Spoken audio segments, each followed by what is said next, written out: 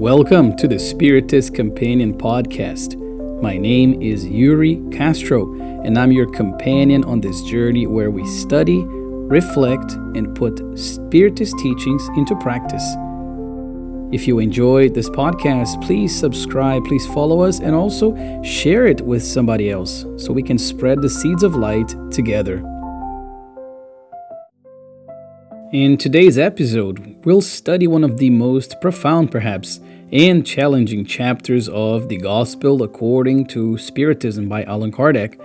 That is, chapter 17, Be Perfect, inspired by the words of the unmistakable Master Jesus, found in Matthew chapter 5, when he said, "Be perfect, therefore, as your heavenly Father is perfect." That's a sublime invitation, but one that leads us to an inevitable question. Is it possible to achieve perfection? And even more, what did Jesus really mean by that? Shall we reflect together? Well, right at the beginning of the chapter, Allan Kardec invites us to understand perfection not as something absolute, but as a path of moral and spiritual progress. He's going to tell us that since God possesses infinite perfection in all things, the proposition of Jesus, be perfect as your celestial Father or heavenly Father is perfect, if that is taken literally, then it would presuppose the possibility of attaining absolute perfection.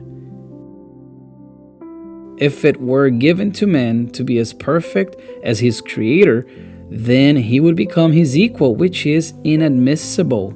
It's impossible for the creature to become as perfect as the Creator.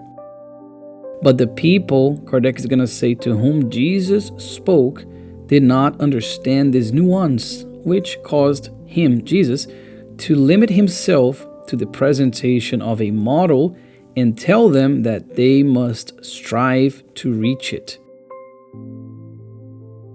In the Spirit's book, question 115, the higher spirits are going to teach us that God created all spirits simple and ignorant, and it's through their own effort they gradually educate themselves and advance by passing through the various stages of corporeal life, as we have already talked about before in a previous episode of this podcast regarding reincarnation. So that means, my dear friends, that perfection is a goal, not a starting point, of course. Jesus does not demand that we be perfect right now, only that we strive step by step to become better. Perfection is a work achieved step by step, therefore, through labor, my friends, through pain and time, all under the divine light of love.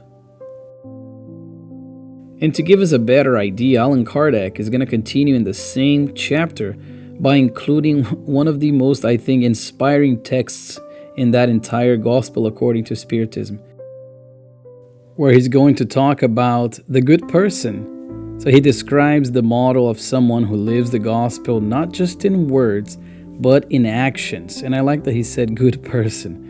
So that's the only label. So he says the truly good person is the one who complies with the law of justice, love, and charity in their highest degree of purity.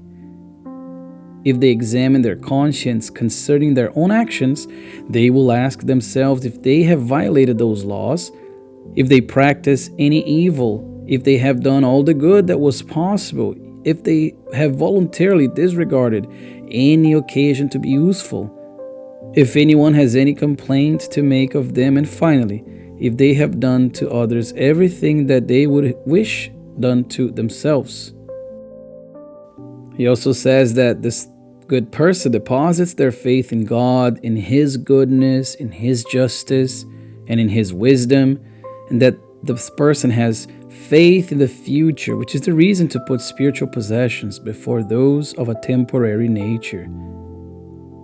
This person also knows that all vicissitudes of life, all pain, and all deceptions are trials or atonements, and accept them without complaining. And he goes on and on, giving other detailed descriptions that are, in the interest of time, I'm not going to cite everything here, but I definitely recommend reading, my dear friend, chapter 17 of the Gospel according to Spiritism so you can see for yourself. But bottom line, Kardec is giving us a compass. He's giving us a list of things that we should be striving towards. This is the portrait of a human being in moral progress. Still imperfect, yes, as we still are, but walking steadily toward the good. It's not a distant ideal, but a practical guide for our daily choices.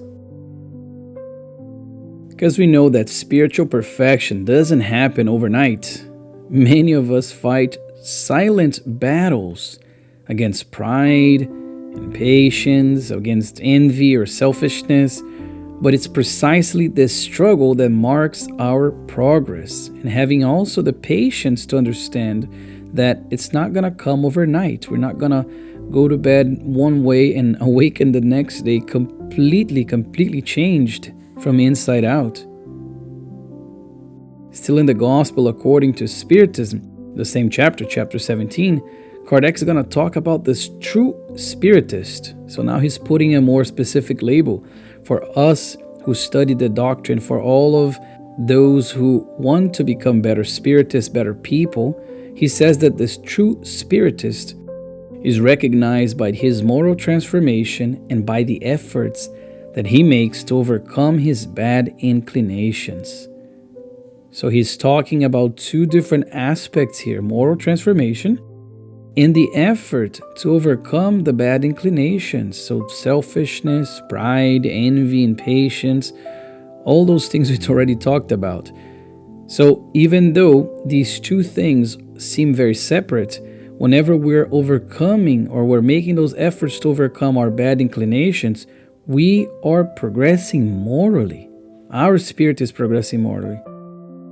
So we have to notice that he also said the word effort. He didn't say the word perfection. He said the word effort because he recognized that we are not perfect and we're still imperfect, but it's the effort to improve oneself.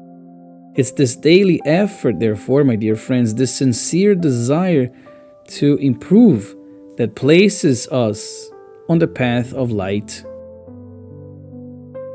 And talking about an example, of course, we go to him, Jesus, the model and guide of humanity, as even the spirits affirm in the Spirit's book, question 625. Jesus' life is the purest example of moral perfection in action: humility, forgiveness, service, and unconditional love, truly unconditional. When he washed, for instance, the disciples' feet, he showed that true greatness lies in serving. When he forgave his executioners and all of those who were rooting against him on the cross, he showed that divine love holds no resentment. Quite the opposite. He asked for the Father to forgive those. So not only was he not holding any resentment, he was actually wanting them to be blessed by the Father and asked the Father to forgive them, for they knew not what they did. And in order to progress, we, still imperfect beings, must go through different processes. We must go through different reincarnations, which is something that we already discussed in a different episode of this podcast. And we learned that in each new existence, this is the answer to question 168 of the Spirit's book, in each new existence, the spirit takes a step forward, provided it has profited by previous experiences. So each incarnation, that's why we say reincarnation, is an opportunity to learn. Because how would we be able to learn if we made mistakes and we only lived once? If the soul, who is immortal, did not have a chance to progress, did not have a chance to go back and correct those mistakes, how could it progress? Even our mistakes become part of the journey when we look with that spiritual lens, let's call it, so long as we learn from those mistakes. But as I always say here, Spiritism is a philosophy of action. It's not enough just to read and to study and to reflect and admire the teachings. No, we must live the gospel. So let's reflect on practical ways to apply this invitation to be perfect in daily life. Well, first and foremost, we can create a small spiritual exercise each night, much like St. Augustine. In what moments today did I act with love? Where do I still need to improve? 2 questions only, that's it. But this self-examination is a sort of training for a conscious soul. If we're asking ourselves those 2 questions and we have the courage to look inward and really see the answer to them, we can already improve the next day. We can already start to become better.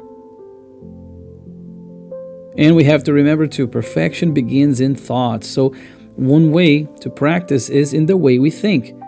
Cultivating elevated, kind, and understanding thoughts, therefore, could be the first step toward inner harmony. Kardec reminds us that the good person studies his own imperfections and strives unceasingly to overcome them. So a practical reflection is perhaps before judging someone, pause and ask, what can I learn or understand from the situation? Or when faced with a hardship or a failure, we can think, this difficulty is an invitation to moral perfection. It is part of my evolutionary journey.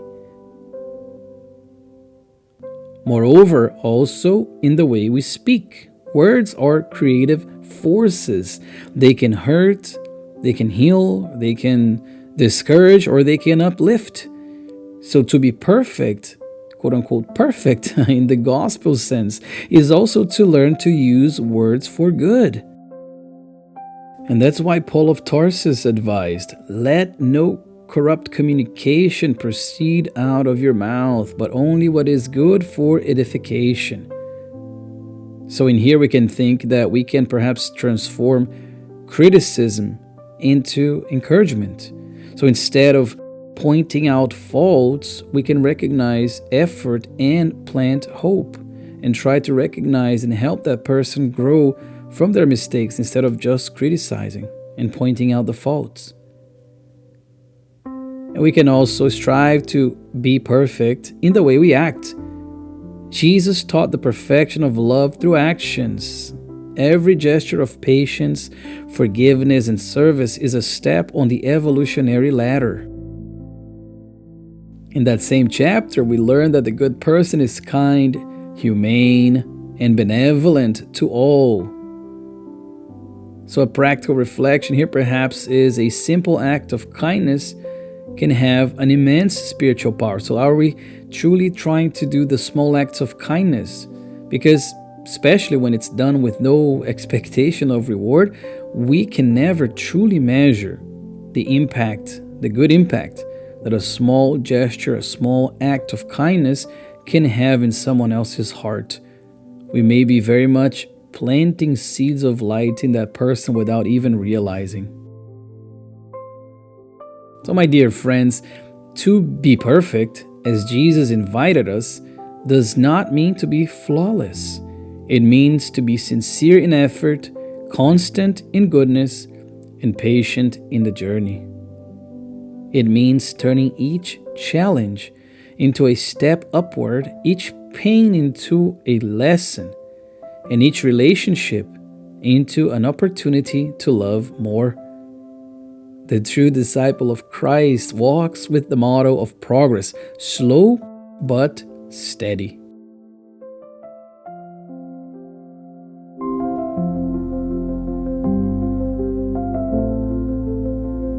And this is the end of our episode today, my dear friends. And I hope this study on Be Perfect can inspire us the courage to begin again each day with faith in the future and trust in God's love.